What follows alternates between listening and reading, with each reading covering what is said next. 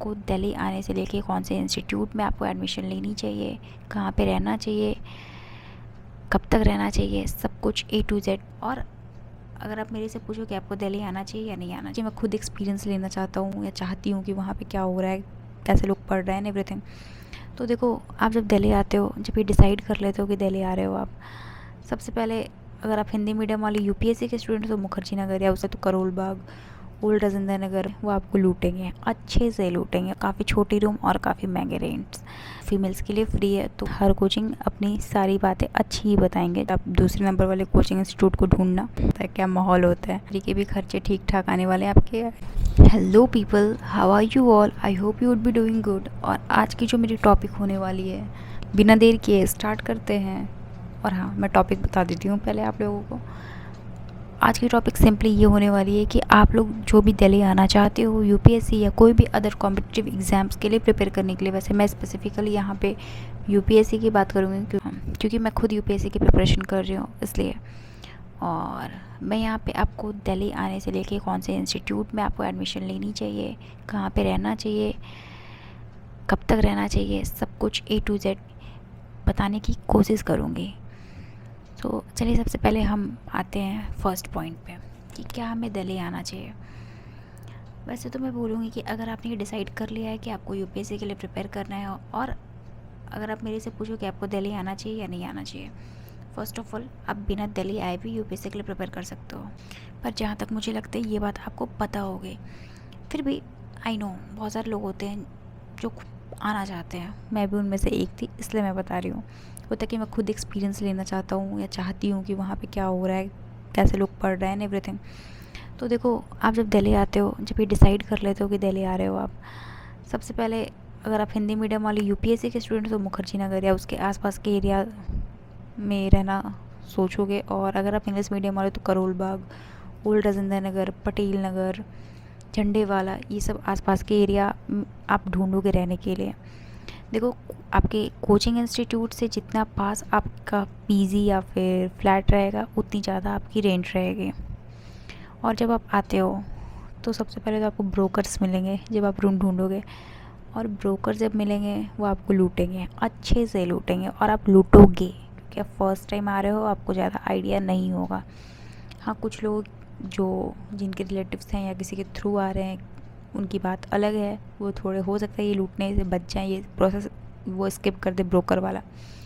पर यहाँ पे मोस्टली स्टूडेंट्स ब्रोकर के थ्रू ही रूम लेते हैं और ब्रोकर के थ्रू ही मिलता है। इनफैक्ट बहुत सारे मकान मालिक, लैंडलॉर्ड्स मना भी कर देते हैं ऐसे डायरेक्टली रूम देने के लिए। तो और मैं आपको बता दूँ कि यहाँ पे अगर आप करोल बाग वाले एरिया में रह रहे हो या ओल्ड राजेंद्र नगर वाले एरिया में रह रहे हो तो रूम्स काफ़ी ज़्यादा महंगे हैं, काफ़ी छोटी रूम और काफ़ी महंगे रेंट्स। पहले हर स्टूडेंट का होता है कि मैं तो अकेले ही रहूँगा, पर जब रूम का रेंट वो सुनते हैं तो फिर वो आ जाते कि नहीं, हम शेयर करके रह लेंगे शेयरिंग रूम में।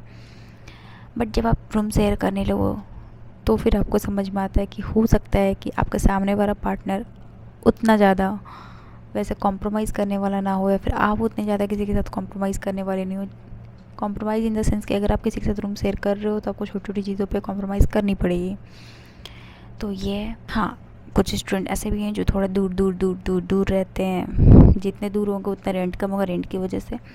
तो फिर उनका आने और जाने में भी खर्चे हो ही जाते हैं, समझ लो आप। जो यहाँ पे दिल्ली में जो बस चलती है दिल्ली गवर्नमेंट की, वो फीमेल्स के लिए फ्री है, तो वो एक फ़ायदा है फीमेल्स के लिए। मेल के लिए भी मतलब बहुत मिनिमम चार्जेस लगते हैं, तो वो कन्वीनियंट है। But still I am telling कि वो अगर आप चाहते हो कि टाइम ना लगे तो। और वैसे भी बहुत सारे लोग प्रेफर करते हैं कि कोचिंग के आसपास वाले एरिया में ही वो लोग रहें।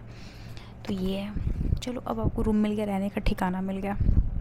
और हाँ, एक आइडिया मैं लमसम दे दूँ आपको कि जब आप आओगे तो आपको लगभग से लगभग मान के चलो कि 10,000 to 12,000 करोल बाग, ओल्ड राजेंद्र नगर, ये सब वाले एरिया में आपको रेंट लगेगा विदाउट फूड, जस्ट रूम की मैं बात कर रही हूँ। और PG अगर विथ फूड वाली ढूंढते हो तो आपको मिनिमम मान लो कि 17-18 इस टाइप से पैसे खर्च होने हैं हर महीने, बस आपके खाने और रहने पे। चलो, अब ठीक है, अब रहने का ठिकाना जब फिक्स होता है तो फिर हम आते हैं कोचिंग पे।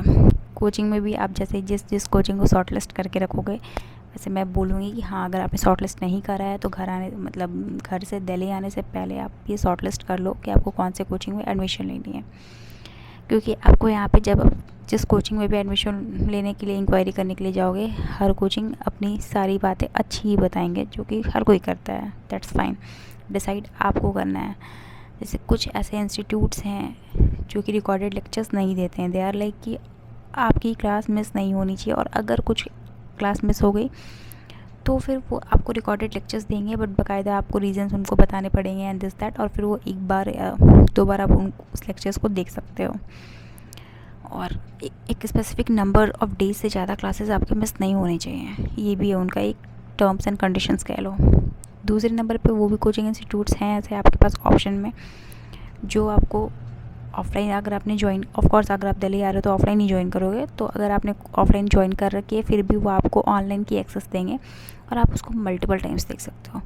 तो मैं आपको बता दूं कि मैंने भी दूसरे नंबर वाली कोचिंग इंस्टीट्यूट को ज्वाइन करा था, क्योंकि मेरी ये कंसर्न थी कि मुझे पता है कि हो सकता है कि पूरे यूपीएससी के कोचिंग के दौरान मैं क्लास मिस करूं, या फिर हो सकता है कि ऐसा भी हो कि कोई भी क्लास मुझे एक बार में ना समझ में आए या 2 बार में ना समझ में आए इन केस, तो फिर मेरे को वो वीडियो देखनी होगी फिर से, लेक्चर देखनी होगी फिर से, और उसके लिए फिर मैं इतना ताम झाम करूँ ये वो प्रोसेस तब मुझे मिलेगी, वो भी हर लेक्चर के लिए आप ये नहीं कर सकते हो, राइट। या फिर बार बार भी नहीं कर सकते, 4 बार 5 बार थोड़ी करोगे ये कि आप ये लेक्चर फिर वो लेक्चर फिर वो लेक्चर फिर वो लेक्चर के लिए देखने जा रहे हो। तो फिर उसके लिए ये है कि आप बेटर रहेगा कि कुछ ऐसे अगर आपको लगता है कि आप क्लासेस मिस होने वाले हैं, या फिर आपको लगता है कि आप बहुत एक्स्ट्रॉर्डनरी नहीं हुए, बहुत ज़्यादा तेज़ नहीं हो कि अगर एक बार में नहीं भी कुछ कैप्चर कर पाए तो दूसरे बार के लिए आपको चाहिए, तो फिर आप दूसरे नंबर वाले कोचिंग इंस्टीट्यूट को ढूंढना। बहुत सारे ऑप्शंस में हैं ऐसे coaching institute, such as vision IAS, मुझे लगता है कि नेक्स्ट IAS भी देते हैं, दृष्टि IAS भी देते हैं, तो आप देख लेना, आप अपने हिसाब से देखना। और बहुत सारे ऐसे इंस्टीट्यूट हैं जो नहीं भी देते हैं, बट वो यूपीएससी के कोचिंग इंस्टीट्यूट्स के नाम में फर्स्ट पे रैंक करते हैं कह लो, या फिर टॉप 5 में रैंक करते हैं ऐसा कह लो आप। कुछ ऐसे इंस्टीट्यूट्स भी हैं। चलो आपको जब ये हो गया कोचिंग और रहना खाना, मेनली यही चीज़ें होती हैं।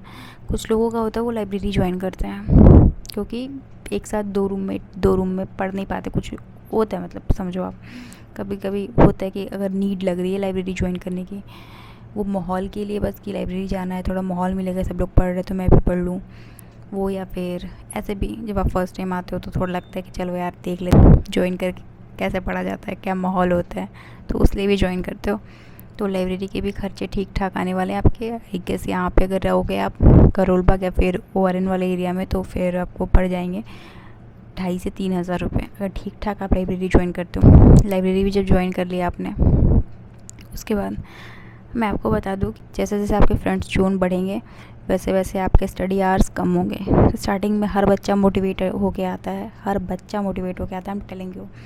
ऐसा कोई बच्चा नहीं होता है जो सोच रहा था अगर नहीं मेरे को तो बस दोस्त बनाने हैं या उतने नहीं पढ़ने, मेरे को 5 साल में क्लियर करना, ये कोई नहीं सोचता। हर किसी का होता है कि फर्स्ट अटैम्प्ट में क्लियर करें, पर 6 महीने 8 महीने के बाद हर किसी का जो होता है ना मोटिवेशन लेवल, वो डाउन होते ही रहता है।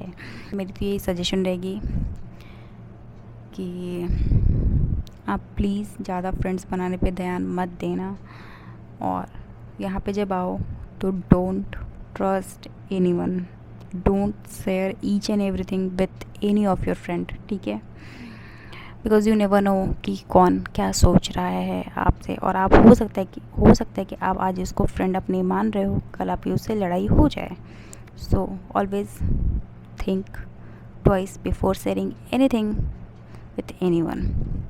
और मैं आपको एक चीज़ और बता दूँ कि जब आप यहाँ पे 2 चीज़ें मैं आपको बताना चाहती हूँ, जो मैं पॉइंट मिस कर गई थी उसको, कि जब आप यहाँ पे रूम ढूंढ रहे होगे, जब आपने रूम फाइनलाइज़ करा होगा, या फिर जब आप फाइनलाइज़ रूम कर लोगे कि आपको यहीं पे रहना है, तो 1 मंथ की सिक्योरिटी, 1 मंथ का रेंट और ब्रोकरेज आपको देना होगा 21 डेज़ का। वो ब्रोकरेज में आप थोड़ा बहुत नेगोशिएट कर सकते हो, बाकी सिक्योरिटी और रेंट वो तो देना ही होगा। तो जब आप वो जहाँ पे आप रह रहे हो वहाँ पे अगर आप वेकेट करने लगोगे, सिक्योरिटी आपने जो दिया हुआ है, जो डिपॉज़िट आपके पैसे हैं, आप जब मांगोगे बहुत लोचा होगा कभी कभी, मतलब कुछ ओनर्स ऐसे होते हैं जो तुरंत दे देते हैं, पर बहुत ज़्यादा ऐसे होते हैं जो नहीं देने को मानते हैं तुरंत। आप उनके पास कॉल करते रहो, मैसेज करते रहो, और फिर मान लो कि वो देने को तैयार भी हो गए तो वो आपके पैसे कट करेंगे कि नहीं मतलब कि रूम में ये ख़राब हो गया तो अब उसके पैसे कट होंगे, मतलब वॉल की पेंट ख़राब कर दिया अब उसके पैसे कट होंगे, ये वो करके पैसे आपके काटेंगे तब देंगे आपको, वो सिस्टम है। उसके अलावा कोचिंग आप जब लो उससे पहले आप एक बार डेमो ले लेना, अगर पॉसिबल हो आप ऑफलाइन डेमो ना भी लो तो मैं बोलूँगी कि आप ऑनलाइन एक बार सारे जगह मतलब यूट्यूब पे भी बहुत सारे, आई थिंक यूट्यूब पे सारे ही कोचिंग इंस्टीट्यूट्स वाले हैं जो अवेलेबल हैं, आप एक बार देख लेना और रिव्यूज़ चेक कर लेना। जो स्टूडेंट्स पढ़े हों उनसे एक बार पूछना आप कैसा है, उनका क्या एक्सपीरियंस रहा, ज़्यादा बेटर है एक बार, क्योंकि ऐसे बस रैंडमली किसी के इंस्टीट्यूट में एडमिशन लेने से बेटर है कि आप एक बार उस इंस्टीट्यूट के बारे में जान लो, समझ लो, आपकी रिक्वायरमेंट्स को वो फुलफ़िल करता है नहीं करता है। रिक्वायरमेंट्स इन द सेंस किसी को होता है कि टाइम लिमिटेड होता है, किसी को होता है कि वो बहुत फ्रेशर्स होता है और उनके पास फिर भी टाइम लिमिटेड होता है कि इस टाइम ड्यूरेशन में कोर्स कंप्लीट करना है, तो उसके लिए भी कुछ इंस्टीट्यूट वाले होते हैं जो बहुत ज़्यादा अपने रूटीन को लेके बहुत डिसिप्लिन रहते हैं और वो टाइम पे कोचिंग मतलब अपनी बैच ख़त्म करवाते हैं। पर कुछ इंस्टीट्यूट वाले ऐसे भी हैं जो आपको टाइम कोई और बताएंगे और किसी और लाइक 2-4 महीने बाद ही कोर्स अपनी कंप्लीट करवाएंगे, तो वो आप अपने अकॉर्डिंग देख लेना।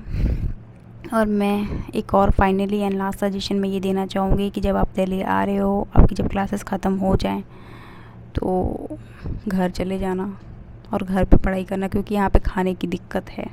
जब आप खाना खाने लगोगे, हाँ अगर आप खाने में मैनेज कर सकते हो तो कोई दिक्कत नहीं है, बट जब आप खाना, जैसे मेरे को खाना यहाँ पे बहुत ही ज़्यादा ख़राब, पर तो मेरी तबीयत भी ख़राब हो चुकी थी, बट स्टिल होता है ना कि अब चलो लगता है कि आप पढ़ाई कर रहे हो तो फिर हर बच्चा ही सोच के आता है कि अब दिल्ली आए हैं तो दिल्ली से ही IAS बन के जाएंगे, IPS बन के जाएंगे, IFS बन के जाएंगे।